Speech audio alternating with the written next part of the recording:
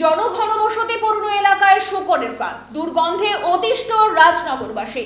শীঘ্রই যেন এই সমস্যার সমাধানে সংশ্লিষ্ট দপ্তর এগিয়ে আসে, এমনটাই আবেদন ভুক্তভোগীদের। কুমারঘাট মহকুমার অন্তর্গত ফটিকরায় বিধানসভা কেন্দ্রের রাজনগর গ্রামে এক বিতর্কিত ব্যবসার বিরুদ্ধে ক্ষোভে ফেটে পড়ছে স্থানীয় বাসিন্দারা।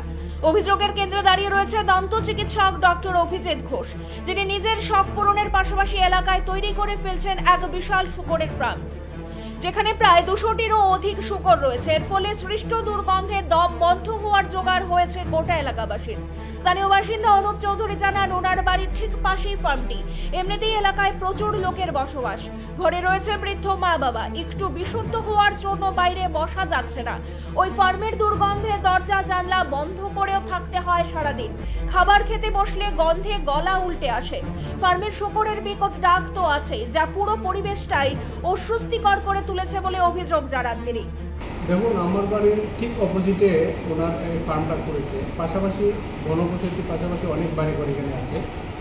কিন্তু এটা এই শূকরের ফার্মের যে দুর্গন্ধ, আমরা কি হয় দরজা জানালা সব বন্ধ করে রাখতে হয়।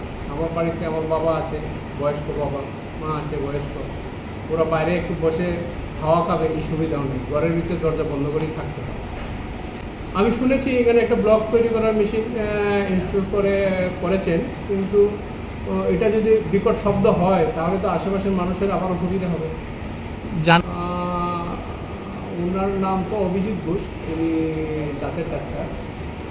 এইটার ব্যাপারে আমার ততটুকু নলেজ মানে জ্ঞান নেই। এটা ফরেস্ট ডিপার্টমেন্ট ভালো বলতে পারবে, ওদের ময়ূর পালা যায় কি না যায়, এই সম্পূর্ণটা ফরেস্ট ডিপার্টমেন্টের আওতায় পড়ে। আমার অতটুকু অভিজ্ঞতা নেই। আপনার কি শুনেছি ও ওনার বাড়িতে এইসব কিছু আসে। দেখেন, আমরা চাইছি উনি ওনার ব্যবসা করুক, আমাদের কোনো অসুবিধা নেই। কিন্তু উনি এটা তো চিন্তা করতে হবে, পাশাপাশি একটা ঘনবসতির মধ্যে শোয়ার পারলে যে একটা দুর্গন্ধ বের হয়, ওইটাতে আমরা যদি আমাদের কোনো অসুবিধা বন্ধ করতে পারে, দুর্গন্ধ না হয়, আমাদের কোনো অসুবিধা নেই।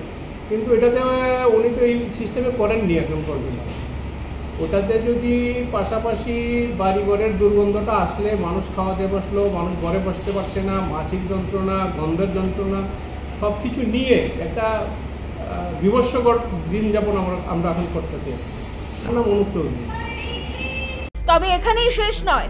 সূত্রের খবর, প্রভাবশালী শাসক দলীয় নেতাদের ছত্রছায়ায় ডক্টর ঘোষ নিজের বিলাসবহুল বাড়িতে ভারতের জাতীয় পশু ময়ূর সহ বেশ কিছু বন্য প্রাণী রয়েছেন, যার জন্য বন দপ্তরের অনুমতি নেওয়া হয়নি বলে অভিযোগ উঠেছে। বাড়ির ভেতরে বিভিন্ন প্রজাতির পশু পাখি থাকার খবর মিলেছে। অনুপ চৌধুরী জানান, ওনার বাড়িতে এইসব প্রাণী যে রয়েছে তাতে বন দপ্তরের নিয়ম কি সেটা তো দপ্তরই ভালো বলতে পারবে। তবে অনুমতি ছাড়া যদি এসব প্রাণী রাখা হয় তাহলে সেটা অবশ্যই আইন বিরোধী। ঘনবসতিপূর্ণ এলাকায় এমন গন্ধ একেবারেই গ্রহণযোগ্য নয়। অভিজিৎ বাবু ব্যবসা করুন, কিন্তু তার শখ আর তার ব্যবসার জন্য পুরো এলাকার মানুষকে শাস্তি পেতে হবে কেন?